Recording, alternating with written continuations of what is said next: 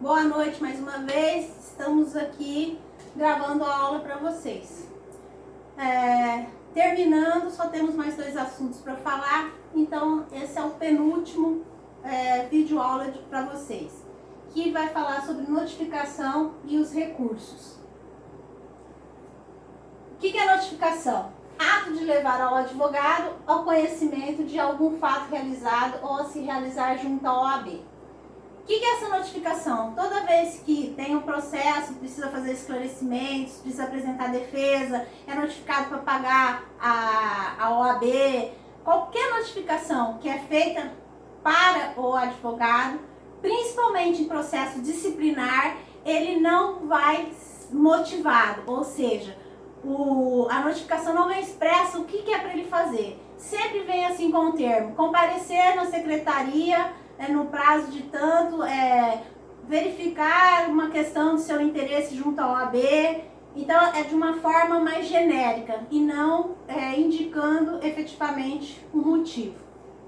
Até por ser o processo disciplinar uma questão sigilosa. Ele é feito sempre pela via correspondência, é mandado sempre uma carta com um AR. Essa carta é endereçada para o endereço cadastrado no Conselho Seccional, e se a gente for ver lá nas obrigações do advogado, é dever do advogado manter o cadastro atualizado. E por isso, uma vez emitida a correspondência ao advogado, tem a presunção de que o advogado recebeu a notificação, porque a obrigação do advogado é deixar o seu cadastro atualizado. No entanto, a OAB trabalha com advogados, então ela tenta ampliar o máximo possível a defesa do advogado. Se ela verifica que voltou sem recebimento, sem encontrar, mudou-se, por cautela ela faz o reenvio em qualquer outro endereço que ela tenha lá na OAB do advogado. E se não conseguiu falar com o advogado, faz por edital, e se não conseguiu o edital, no caso de processo disciplinar, é nomeado um defensor dativo.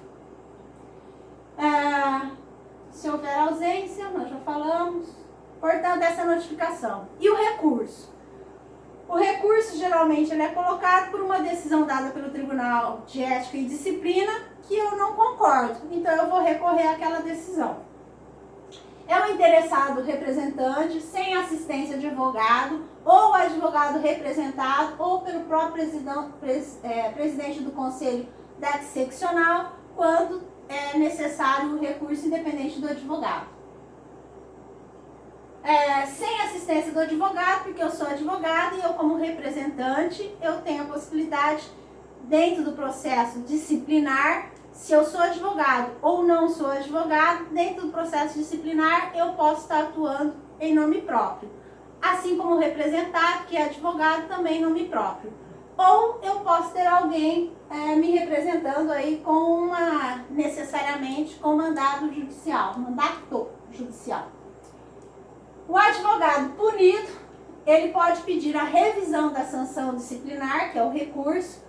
Tem uma autuação própria no processo disciplinar, ou seja, ele não vai dentro do processo disciplinar, mas vai um outro processinho apensado ao processo disciplinar referido. O procedimento do processo disciplinar no que couber, então se é especial ou se é no processo ordinário.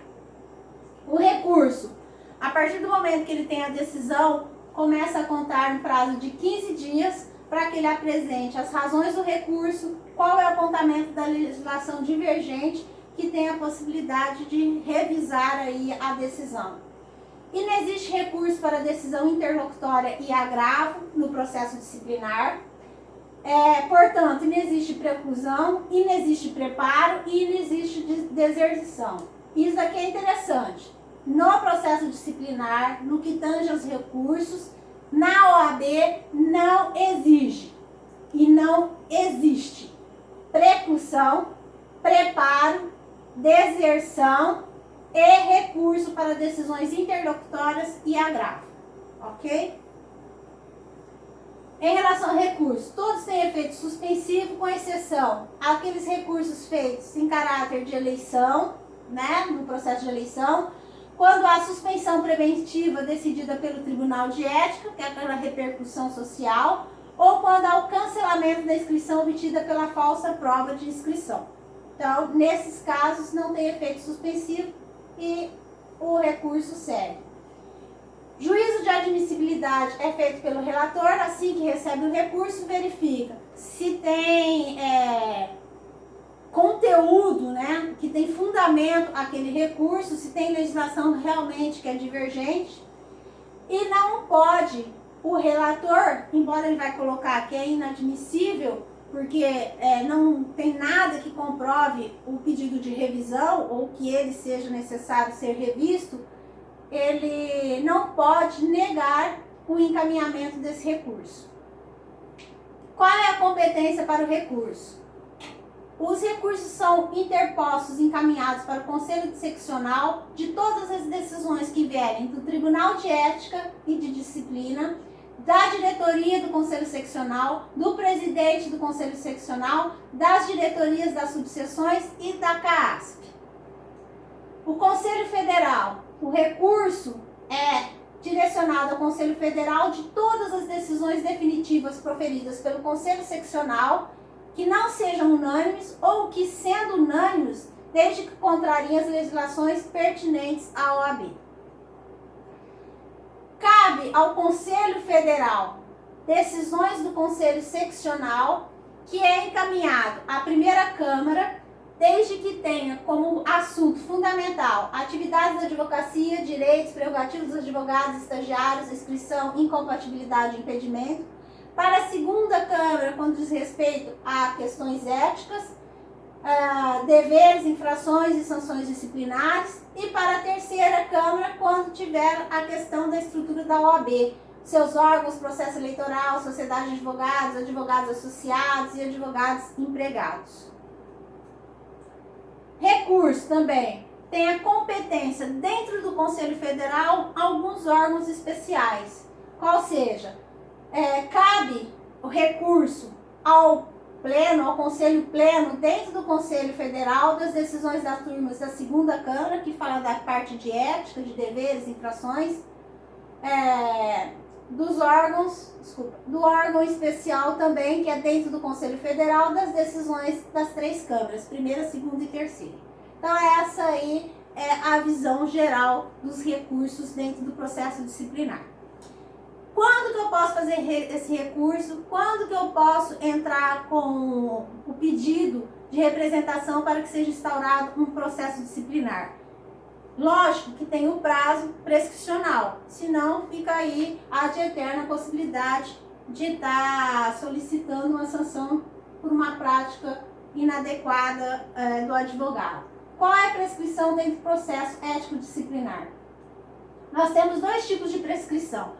A prescrição comum, que ocorre em 5 anos, contado da constatação oficial do fato.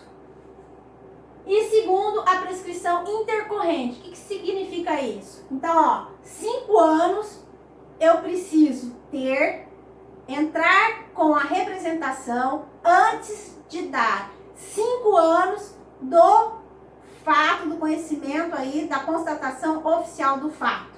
Então, ocorreu o fato, eu tenho 5 anos para solicitar a representação, tá? E também tem isso antes de ter o processo disciplinar. E também tem a prescrição intercorrente, que é aquela que ocorre depois que for instaurado o processo disciplinar. Quando, a qualquer momento, se o processo disciplinar ficar parado 3 anos consecutivos, né? 3 anos assim, ininterruptos, sem qualquer manifestação, pendente de despacho, pendente de julgamento, ou se tiver um arquivo de ofício ou requerimento da parte interessada. Então, se feito isso, ficou suspenso 3 anos, ininterrupto, pode solicitar a prescrição intercorrente. Isso daqui também, geralmente, cai no exame de ordem. A prescrição.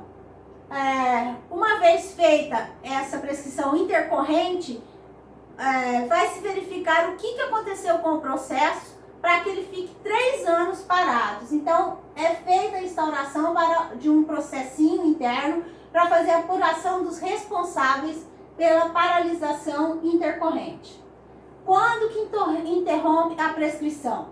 Interrompe a prescrição com a instauração de processo disciplinar. Então, se for instaurado antes dos 5 anos, interrompeu.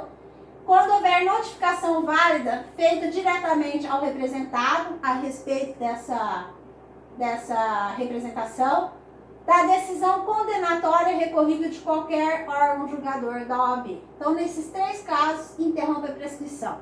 E só reforçando, 2 tipos de prescrição no processo disciplinar. O comum, antes de fazer a representação da data oficial do fato, tem 5 anos para dar entrada. Se der entrada 5 anos e 1 dia, já está prescrito, não pode mais instaurar o processo. E uma vez instaurado, tem a prescrição intercorrente. 3 anos parados ininterrupto, também pode ser solicitado a prescrição intercorrente. Ok? É isso que eu tinha para falar para vocês. Beijos, até a semana que vem.